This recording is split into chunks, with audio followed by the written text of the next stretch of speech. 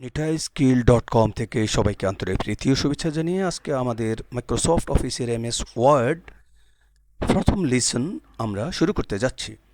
Microsoft অফিসের MS word অত্যন্ত গুরুত্বপূর্ণ, কারণ এমএস ওয়ার্ড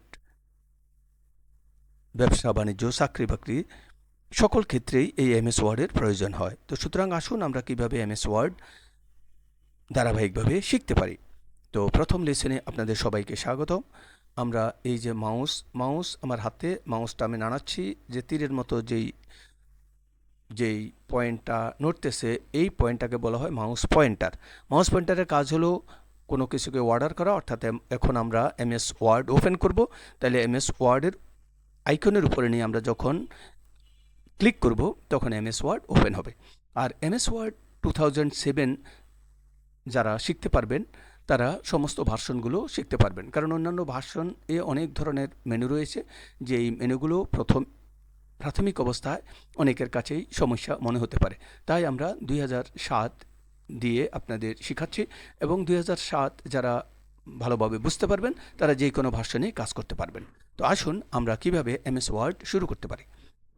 তো এমএস ওয়ার্ড আপনারা ওপেন করলাম। ওপেন করার পরে আমাদের সামনে একটি খালি বা সাদা পাতা আসলো, এটা কি বলা হয় ব্ল্যাঙ্ক পেজ। যখনই আমরা এখানে কোনো কিছু লেখা শুরু করব তখন হয়ে যাবে এটা একটি ডকুমেন্টস। এই ডকুমেন্টস আমরা কিভাবে তৈরি করব, অর্থাৎ আমরা কিভাবে টাইপ করব, সেই টাইপ প্রশিক্ষণে হলো প্রথম লেসনের প্রথম কাজ। কারণ আপনি টাইপ ছাড়া এমএস ওয়ার্ড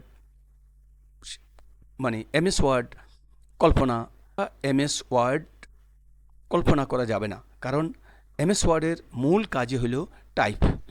তাহলে আসুন আমরা কিভাবে টাইপ শিখব। তো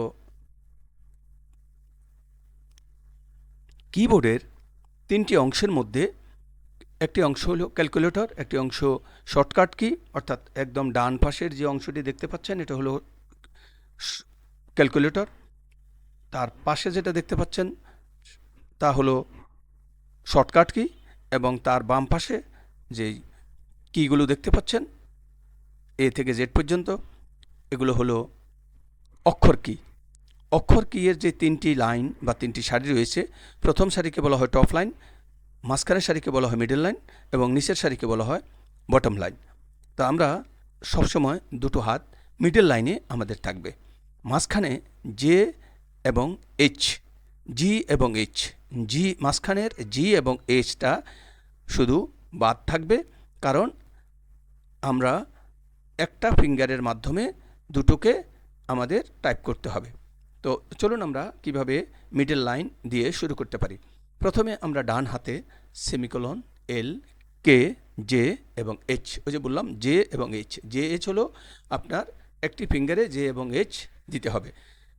তারপরে আমরা চলে যাব বাম হাতে। বাম হাতে আমাদের এখানে একটা স্পেস দিবেন, নিচে দেখবেন যে একটা লম্বা কি রয়েছে, এই কিতে একটি চাপ দিবেন বিট আঙ্গুল দিয়ে। এটা হলো স্পেস, অর্থাৎ আমরা স্পেস দিলাম, অর্থাৎ একটা অক্ষর বা একটা শব্দ লেখার পরে যে আমরা একটা স্পেস দিই সেই স্পেসই হলো এই স্পেস বার। তাহলে এখন আমরা বাম পাশে এ, এস, ডি, এফ, জি, ওই যে এফ, জি এটা একটাই ফিঙ্গারে দিতে হবে। তাহলে আমাদের মিডল লাইন এখন শেষ হলো। এখন এন্টার কি চাপ দিয়ে আপনি নিচের লাইনে আসুন। এখন আমরা চলে যাব টপ লাইনে। আমরা এখন আবার ডান হাত উপরে যাবে, বাম হাত কিন্তু আমাদের মিডল লাইনেই থাকবে।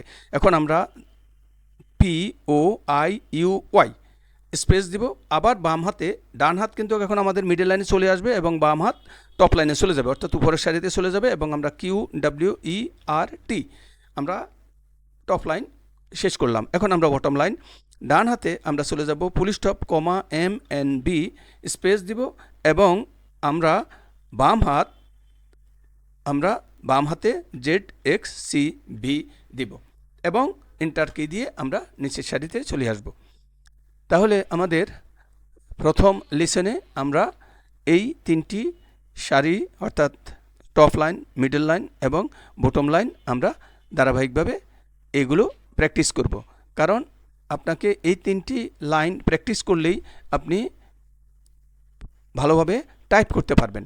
তো এটি হলো আমাদের প্রথম লেসন। আমরা দ্বিতীয় লেসনে আরও বিস্তারিত জানাবো কিভাবে আমরা আরও ভালোভাবে বা কোন পদ্ধতিতে আমরা টাইপ করলে দ্রুত গতিতে আমরা টাইপ প্রশিক্ষণ নিতে সক্ষম হব। তো সবাইকে আন্তরিক প্রীতি শুভেচ্ছা। নিটা স্কিল থেকে প্রথম লিসেন আজকের মতো বিদায় নিচ্ছি। খুদা হাফেজ।